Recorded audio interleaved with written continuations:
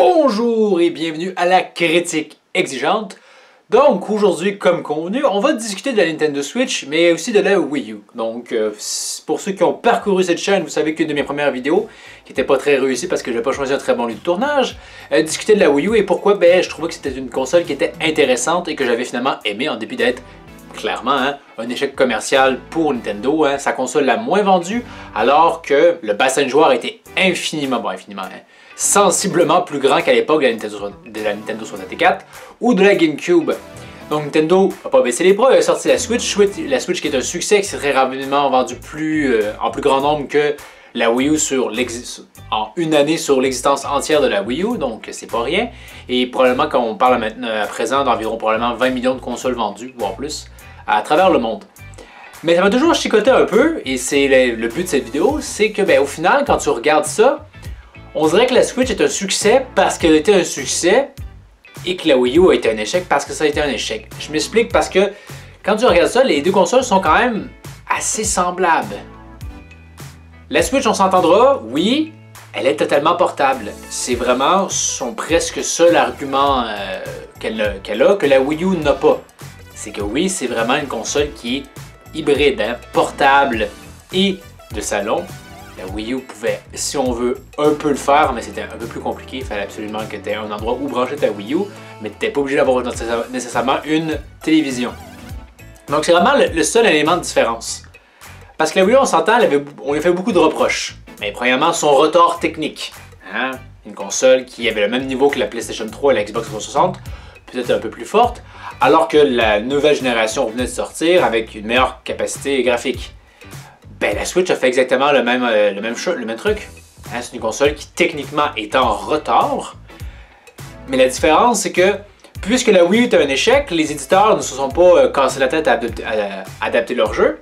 Alors que la Switch, puisque ça a été un succès, ils font les efforts de sortir des versions un peu downgrade des jeux. On peut penser par exemple à Doom, Wolfenstein, Skyrim Remaster, Dark Souls Remaster. La liste est quand même longue de ces titres-là qui, les éditeurs ont fait l'effort de faire une adaptation, mais souvent ils ont dû faire des concessions techniques parce que clairement ça ne pouvait pas y arriver. J'y pense, il y a aussi Outlast 2 qui est un autre exemple.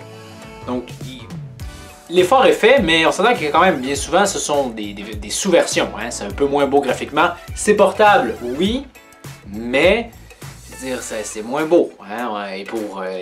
Et on en parle très rapidement, même déjà on aborde ce point-là, tout est interrelié. Et souvent, si tu veux le jeu en boîte sur la Switch, tu vas payer plus cher. Si je compare les jeux que je peux acheter sur le eShop, là je parle pour moi, québécois, quand je compare à ce que je peux acheter au eShop, comparativement en magasin, c'est juste hallucinant. Parfois les jeux en magasin sont 2 fois plus chers. Il y a juste les jeux Nintendo qui s'en sortent bien, c'est habituellement le même prix. Mais généralement, les jeux en boîte vont être forcément plus chers que dans le eShop. Ça t'encourage donc pas à acheter en boîte. Et si t'aimes beaucoup acheter tes jeux en boîte, c'est dommage. Ça va te forcer à simplement acheter des jeux en ligne. Mais même en ligne, souvent, justement, tu vas réacheter Skyrim assez cher pour ce que c'est. Pareil pour Dark Souls et tout le reste. Et si tu veux les acheter en boîte, c'est encore plus cher. En plus que beaucoup de ces jeux-là sortent terriblement en retard. On a Dragon Ball Fighter Z Fighter, vous savez, le dernier jeu Dragon Ball qui est sorti, il y a presque un an de ça, et il sort que maintenant sur Switch, bien longtemps après. Et pourtant, je me souviens à l'époque de la Wii U, avec par exemple, on avait Deus Ex Human Revolution, qui était sorti aussi bien longtemps après. Et les gens, je voyais, sur le web, je voyais, ils disaient « Ah, ben là, la Wii U, juste les jeux en retard, ça vaut pas la peine, ça vaut pas la peine. » Et qu'est-ce qui se passe avec la Switch? C'est sensiblement le même phénomène. C'est rare que tu as un jeu qui sort sur One et qui sort sur PS4 et qui sort en même temps sur la Switch. C'est quand même rare qu'on parle surtout de jeux AAA. Et en plus aussi, c'est pas tous les jeux AAA qui sont adaptés sur la Switch. On n'a aucun Assassin's Creed encore. Je pense qu'au Japon il est là parce que ce que la console fait, c'est qu'elle stream le jeu. Donc c'est une avenue pour la Switch, mais qui n'est pas encore complètement exploitée pour les Occidentaux.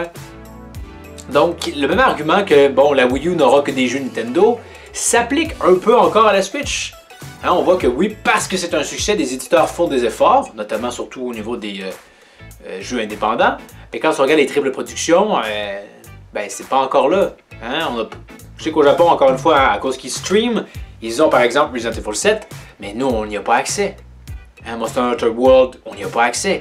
Tous ces grands jeux-là, Red Dead Redemption, on n'y aura pas accès. Donc, hein, ce qui était là le m'a blessé pour la, si on veut, hein, la Wii et également la Wii U, ben, c'est un peu encore présent pour la Switch et ça me surprend de voir que ça impacte pas les ventes à ce point-là. C'est intriguant. Également, on avait au niveau du prix, hein, beaucoup trouvaient que la Wii U c'était un peu cher pour ce que c'était à cause justement de la tablette et plein de monde disait ah mais la Wii U ça pourrait être tellement moins cher sans le Wii U Gamepad, ça serait bien non? Et ils ont vendu trop cher à cause du Gamepad, c'est dommage. Ben la Switch c'est pareil, hein? On s'entend que c'est quand même cher pour ce que c'est, mais c'est cher pourquoi? Parce que c'est portable. Or, c'est appréciable, mais il y a peut-être du monde qui pourrait entendre la même affaire et dire ah mais c'est dommage, moi j'aimerais juste pouvoir jouer à la Wii U mais pas en mode portable. Donc, c'est fou à quel point la Wii U et la Switch sont quand même très similaires. Sauf que par contre, la Wii permettait de faire du gameplay asymétrique, ce que la Switch n'est pas capable de faire.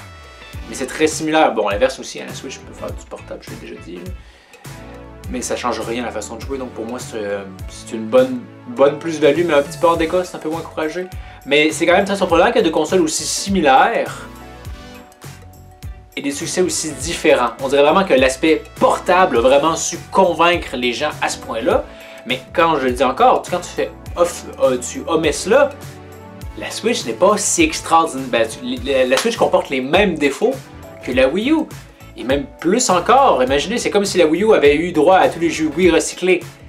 C'est pas arrivé, on n'a pas eu le droit à Mario Kart 7 Deluxe. Hein? On a eu le droit à Mario Kart 8 qui fut sacrement peaufiné. Et qu'est-ce qui se passe sur la Switch? Ben, on a les trucs Deluxe. Hein? Mario Kart 8 Deluxe, on a eu le droit à Captain Toad, on a eu le droit à Hyrule Warrior, on a eu le droit à Donkey Kong Tropical Freeze. On nous a annoncé récemment hein, New Super Mario Bros. Deluxe. C'est de quoi j'étais agréablement surpris. Quand ils avaient annoncé Smash, j'étais sûr que Smash allait être une version Deluxe. Et finalement, Nintendo m'a heureusement prouvé que c'était probablement l'exception.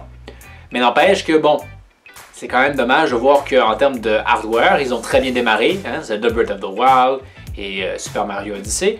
Mais qu'après quoi, on s'est pas mal tapé du Deluxe et qu'il faut qu'on compte beaucoup sur les jeux indépendants. C'est sûr que la Nintendo Switch peut être une console agréable pour acheter des titres, comme par exemple, tu vas plus acheter Overcooked 2 sur cette console-là parce que c'est portable. Peut-être bien. Mais je suis toujours surpris par le succès de cette console-là, malgré tout. Surtout qu'on s'entend qu'au niveau des accessoires, dans ma vidéo sur la Wii, j'avais vanté le fait que j'avais beaucoup aimé la manette qui venait, là, le Pro Controller. Mais ici, c'est encore le cas, je le trouve agréable, mais le problème, c'est que, en tout cas, encore une fois, hein, au Québec, c'est excessivement cher. Presque beaucoup plus cher que les manettes d'Xbox One. Bon, c'est un petit peu mieux parce qu'elles ont une batterie intégrée. PlayStation 4, il faudrait que je regarde, je me corrigerai avec un magnifique texte ici. Je sais pas si c'est le prix différent, mais au niveau des Joy-Con, putain de merde, le Joy-Con que je trouve d'une part hein, un peu trop petit, ça vaut 50$ seul un Joy-Con. Donc avoir un deuxième Joy-Con, t'es rendu à 100$. Hein, 50-100, c'est excessivement cher. Heureusement qu'il y a des compagnies tierces qui font des manettes sensiblement moins chères. Parce que je trouve vraiment que c'est très cher. Et en dépit de ça, un gros succès. Les gens vont acheter plusieurs Joy-Con en dépit que c'est très cher. Ça me surprend toujours. Je ne vous cacherai pas, hein. J'ai jamais rien compris au marketing. Je me suis toujours dit qu'un bon produit va se vendre, mais finalement, hein, non, hein, faut faire croire que c'est plus solide. Mais moi, je suis un peu trop honnête, donc ça ne marche pas avec moi. Donc, je suis vraiment surpris par le fait que la Nintendo Switch a réussi là où la Wii U a échoué, alors qu'elles ont tellement de caractéristiques communes. Et tu sais, je suis pas en train de dire que je voudrais voir la Nintendo Switch échouer, non, loin de là.